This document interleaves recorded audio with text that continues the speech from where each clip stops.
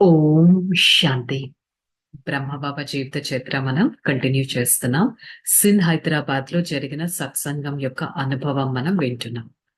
सत्संग सुनने के लिए आने वाले में एक बहुत धनवान परिवार की महिला थी, जिसका नाम रुक्मिणी था। वे हैदराबाद के एक बहुत बड़े घर में बहू मानी जाती थी। उसका ससुर वहां के वशिष्ठ अथवा गिने चुने व्यक्तियों से एक माना जाता था। लेकिन उस महिला के पति की अकाल मृत्यु हो गई और इस कारण वह बहुत ही दुखी और अशांत रहती थी। अचानक दादा के सत्संग की महिमा सुनकर जब वह दादा के पास पहुंची तो उस पर दादा के पहचाने और दादा की अलौकिक आभा में बहुत गहरा प्रभाव पड़ा और उसे अपने जीवन में अत्यंत दुख के बजाय और अतीन्द्र सुख का अनुभव हुआ। సో సత్సంగం వినడానికి ఒక రోజు చాలా ధనవంతుని పరివారం నుంచి ఒక కోడలు వచ్చింది, ఒక మహిళ వచ్చింది. తన పేరు రుక్మిణి. వారు హైదరాబాద్ లో అంటే హైదరాబాద్ లో చాలా గౌరవం ఉన్న వాళ్ళు, రెస్పెక్ట్ ఉన్న వాళ్ళు, ధనవంతులు. ఎందుకంటే వారి మామగారు విశేషంగా టాప్ 5 ఎలా అయితే ధనవంతులు అలా లెక్క పెట్టబడిన వారు. ఆ మహిళ యొక్క భర్త చాలా అకాలమైన మృత్యువుతో చనిపోయారు. దాని కారణంగా చాను ఎంతో దుఃఖంగా అశాంతిగా అయిపోయింది. సో ఒకరోజు సడన్ గా దాదా యొక్క సత్సంగానికి వచ్చేశారు. ఆ మహిళ దాదా యొక్క సత్సంగం తన పైన ఎంత ప్రభావం పడింది అంటే వారు ఆ సత్సంగాన్ని ఒక అలౌకిక సత్సంగంగా అయిపోయింది. వారు తన దుఃఖాన్నంతా దూరం పెట్టేసి అస్తీంద్రియ సుఖాన్ని అనుభవం చేశారు.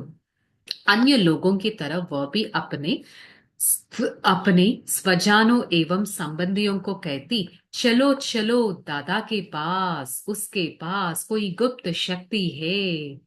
ప్రతి ఒక్కరు ఎవరైతే సత్సంగానికి వచ్చారో ప్రతి ఒక్కరి నోటి నుంచి ఇదే వస్తుంది, రండి రండి దాదా దగ్గరికి రండి, అతని దగ్గర ఒక అలౌకికమైన గుప్తమైన శక్తి ఉంది అని. उनके वचनों में अमृत बरसाते थे और सताप्त हृदय को एक अलौकिक शीतलता देता था. వారి వచనాలలో మాటల్లో ఒక అమృతం అనేది కనిపించింది.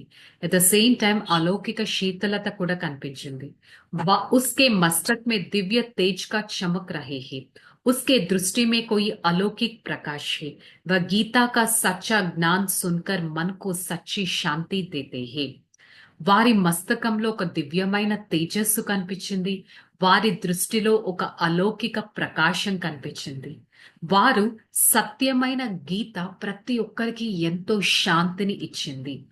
इस प्रकार उस माता के दुखी जीवन में एक अद्भुत परिवर्तन देखकर तथा उसका अनुभव सुनकर उसके सजनी संबंधी आने लगे. ఈ విధంగా ఆ మాత యొక్క లైఫ్ లో ఎంత దుఃఖం ఉండేది అది కన్వర్ట్ అయిపోయి సుఖవంతంగా అయిపోయింది. తన లైఫ్ యొక్క చేంజ్ పరివర్తన చూసి తన